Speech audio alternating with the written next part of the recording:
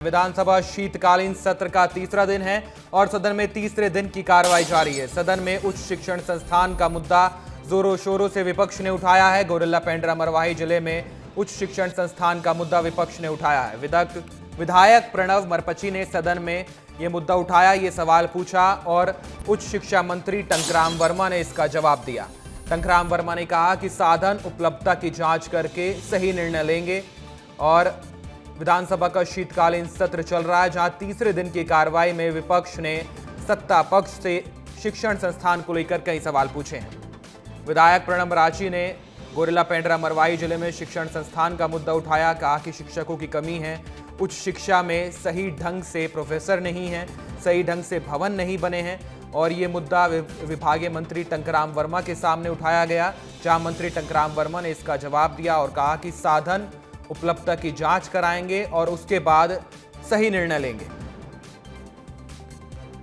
तो विधानसभा शीतकालीन सत्र के तीसरे दिन की कार्रवाई जारी है। पहले 2 दिन अजय चंद्राकर के नाम रहे, जहां उन्होंने दोनों दिन महफिल लूटी। पहले दिन उन्होंने अपनी सरकार से सवाल पूछे, दूसरे दिन विपक्ष से सवाल पूछे। चरणदास महंत से भी उनकी लाइट नोट पर बातचीत यानी हल्की फुल्की बातचीत नजर आई। उसके बाद तीसरे दिन विपक्ष ने सरकार से उच्च शिक्षण संस्थान को लेकर सवाल पूछे हैं। हमारे साथ रायपुर से खोमन जुड़ गए हैं। खोमन, तीसरे दिन कार्रवाई में और क्या क्या हुआ है और मंत्री टंकराम वर्मा ने विपक्ष को क्या जवाब दिया है? देखिए हिमांशु, जैसे जैसे सत्र की कार्यवाही आगे बढ़ रही है वो उस तरीके से गर्माहट भी सदन के अंदर देखने को मिल रहा है। अगर आज तीसरे दिन की बात की जाए तो तीसरे दिन जो है बीजेपी के विधायकों ने बहुत सारे सवाल लगाए थे, जो सड़क से जुड़े हैं, जो उच्च शिक्षा से जुड़े हैं, इसके अलावा जो खाद्य विभाग से जुड़े हुए हैं।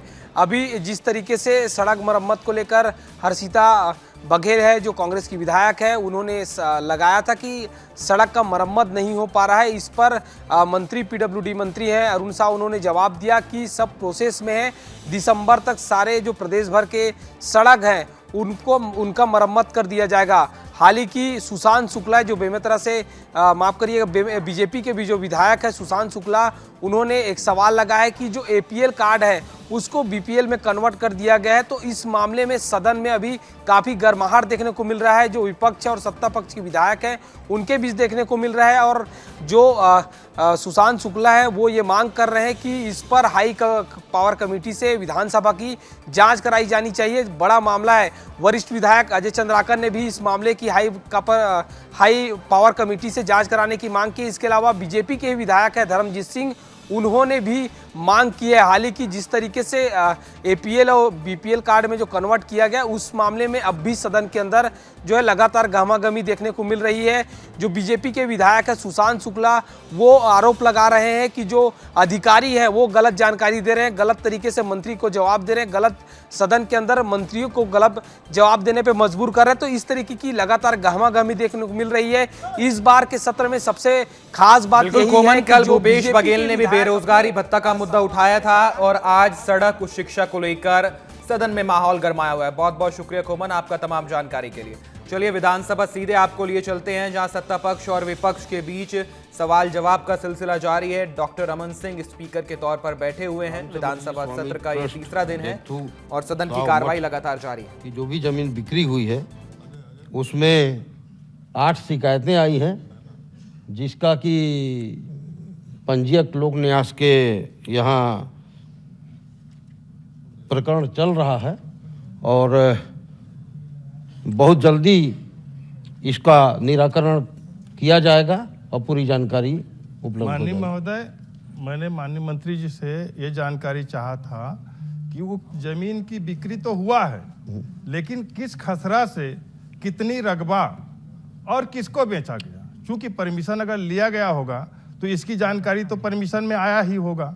तो मैंने यही जानकारी चाह रहा था कि किस खसरा नंबर से कितनी जमीन और किसको बेचा गया। और प्रकरण होना अलग विषय है, चूंकि बेचा गया है इसलिए मुझे इसकी जानकारी चाहिए था। चूंकि प्रश्न में नहीं था ये, मैं इसका जानकारी उपलब्ध करा देंगे, उपलब्ध करवा दूंगा।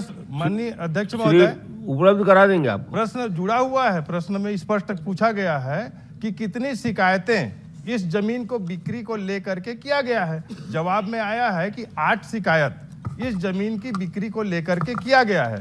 और उसकी जानकारियां मेरे पास जब मैंने पता किया, जिसको उत्तर को देखा तो स्पष्ट तौर पे यह है माननीय महोदय कि इसको अपर कलेक्टर के यहाँ शिकायत होने के बाद अपर कलेक्टर ने निर्णय भी दिया है कि लोक न्यास अधिनियम 1951 की धारा 14 के तहत नियम